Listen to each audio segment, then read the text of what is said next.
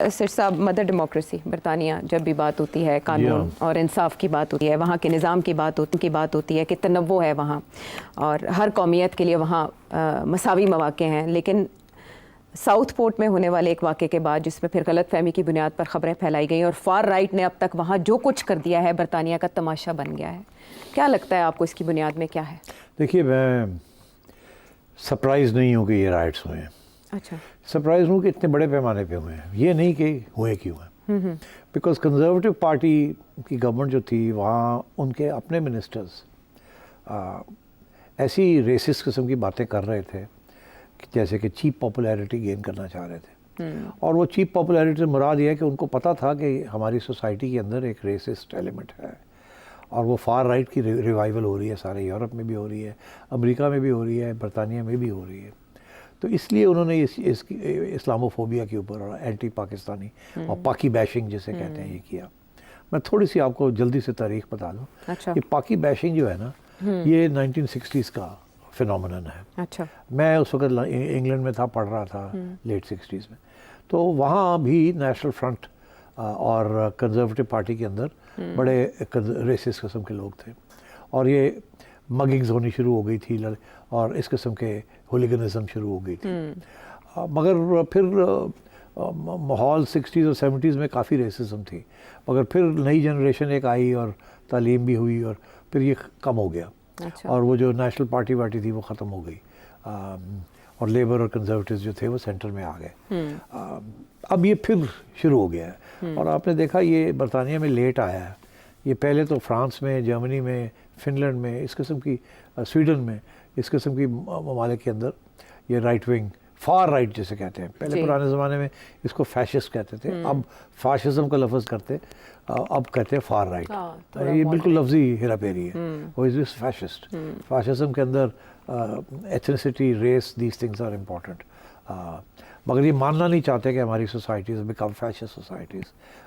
सारी democratic tradition under challenge है।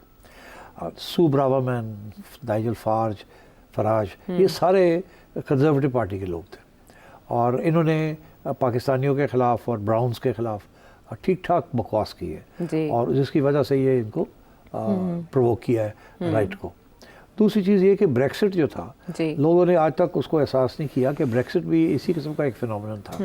सबसे पहला एंटी इमिग्रेशन या एंटी माइग्रेशन मूवमेंट यूके में ब्रेक्सिट से हुआ। वहाँ ये कंजर्वेटिव पार्टी ने ये ड्रामा किया कि ये जो लोग आ रहे हैं यूरोप से, ईस्टर्न यूरोप के टूटने के बाद ये जो आ रहे हैं, ये हमारी नेशनल हेल्थ सर्विस के ऊपर बड़ा बोझ है, बिकॉज वो हमें फ्री देते हैं हम हेल्थ सर्विस और हमारे पास पैसे नहीं है और ये फ्री लोडर्स आ जाते हैं। हालांकि वो they were white but they were from the other side and तो इसी वजह से इन्होंने कहा हम निकलते हैं यहाँ से, हम इनको नहीं फैसिलिटीज़ देंगे, हम यूरोपियंस नहीं बनेंगे, बिकॉज ये यूरोपियंस तो हमारे नेशनल हेल्थ सर्विस और हमारी फ्लड कर रहे हैं, यहाँ आके गड़बड़ कर रहे हैं। तो इसलिए मुझे उस वक्त बड़े दुख होता था कि हमारे पाकिस्तानी भाई भी बिल्कुल ब्रेक्सिट के हक में थे, क्योंकि उन्हें पता नहीं था कि ये कल को आपके गले पड़ेगी। और ये इमिग्रेंट्स जो हैं या ये एंटी इमिग्रेशन बेसिकली और ये डिबेट जो है ये काफ़ी अरसे से चलती रही है वहाँ। उसके अंदर दो पहलू थे उसके, एक में अंग्रेज़ी में कहते थे एसिमिलेशन, दूसरे को कहते थे इंटीग्रेशन। और यूरोपियंस कहते थे कि जो बाहर से आता है वो एसिमिलेट हो जाए हमारी सोसाइटी में, ठीक है। और जो ब्रिटिश थे वो कहते थे एसिमिलेट ना हो, इंटीग्रेट हो जाए। एसिमिलेशन से मुराद ये थी कि जज्ब हो जाए, जो बाहर से आता है वो अगर फ्रांस में आ गया तो फ्रांसीसी बन जाए, हमारा कल्चर, हमारा मजहब, हमारा बिल्कुल उनमें और हमारे में कोई फ़र्क नहीं होना, अडॉप्ट कर ले सब कुछ अडॉप्ट कर ले। अब अंग्रेज़ कहता था कि नहीं, आप अपना रखें, अच्छा अपना कल्चर रखें, मगर मिलजुल के इंटीग्रेशन हो जाए। हाँ, मगर अपनी इनफरादियत आपकी रहे, लेकिन बाकी चीज़ें आप अपना लें जो यहाँ रहने के लिए ज़रूरी है, उनको फॉलो करें। यूरोप का फ़र्क था, उन्होंने कहा जी हमारा कल्चर भी फॉलो करें, हमारा जो सेकुलरिज्म है उसको भी फॉलो करें and so on and so forth. इसीलिए वहाँ रिएक्शन बड़ा आया ना, इस्लामोफोबिया ज़्यादा बड़ा वहाँ, बिकॉज जो लोग यहाँ से गए वो नहीं मानने के लिए थे और उन्होंने वही हुआ कि जो टर्की से गए या पाकिस्तान से गए या सोमालिया से गए लोग, वो उन्होंने अपने अलग अलग जगह ले ली, वो नेबरहुड्स बना लिए हैं जैसे आप कहते हैं घेटोस, और वो आपस में मिलते थे, उठते थे। वहाँ के जो लोकल बाशिंदे थे फ्रांसीसी गोरे, उनके साथ कोई आमदोरफ्त नहीं थी, कुछ नहीं था, नौकरी थी, बस वो नौकरी की, कोई दोस्ती यारी नहीं की, कोई इंटीग्रेशन नहीं की, कुछ नहीं किया। और यूके के अंदर थोड़ी बहुत इंटीग्रेशन करने की कोशिश की, मगर यहाँ भी इंडियंस बेहतर रहे, श्रीलंकन्स बेहतर रहे, पाकिस्तानी बहुत, इन्होंने बिल्कुल इंटीग्रेशन नहीं होने दी। और सबसे ज़्यादा जो केसेस हैं नॉन इंटीग्रेशन वो पाकिस्तानियों के हैं, खा वो बच्चियों की शादी के बारे में हो, खा वो other cultural things like pubs and so on, और फिर कम्युनिटीज़, मॉस्क्स। मतलब है कि सबसे बड़ा इशू तो यही था।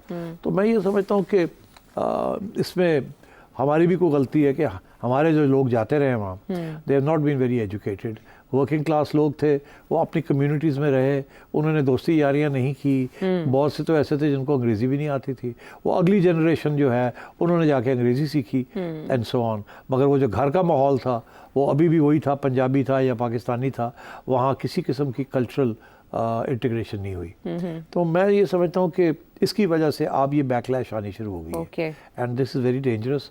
अब mayor of London Sadiq Khan साहब कह रहे हैं कि हम परेशान हैं कि हमने यहाँ सारी ज़िंदगी की, अब हमारे बच्चे जो हैं वो इसे इनसिक्योर फील कर रहे हैं। इसी तरीके के साथ हमजा यूसुफ है जो कि एक फर्स्ट मिनिस्टर रहे हैं स्कॉटलैंड के, वो भी यही कह रहे हैं कि जी मुझे तो लगता है कि अब हम भी नहीं यहाँ उनकी महफूज, वो कहते हैं मैं तो ये अगर इस किस्म का माहौल हो रहा है तो this is terrible, because Brexit के बाद बड़ा नुकसान हुआ है यूके को लेबर फोर्स की वजह से।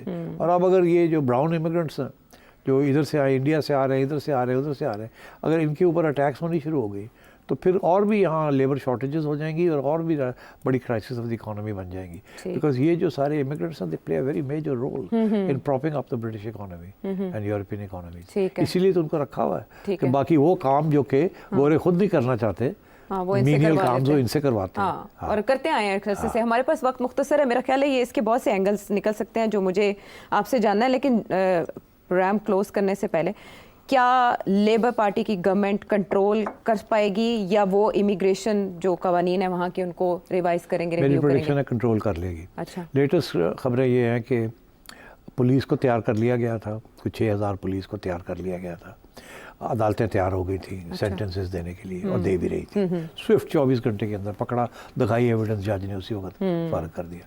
तो ये राइटर्स को जेलों में डालना शुरू कर दिया। अच्छा।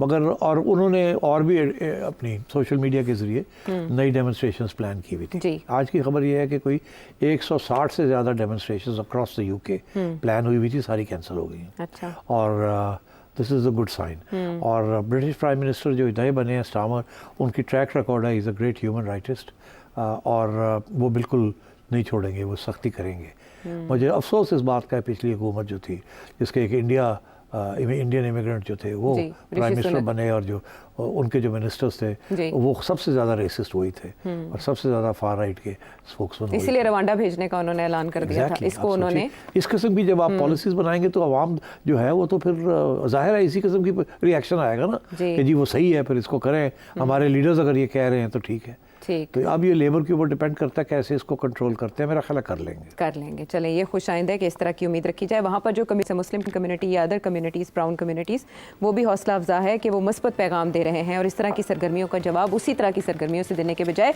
पॉजिटिव एटीट्यूड का मुजाहरा कर रहे हैं। आने वाले प्रोग्राम्स में इस पर मज़ीद भी बात करेंगे। इजाज़त दें।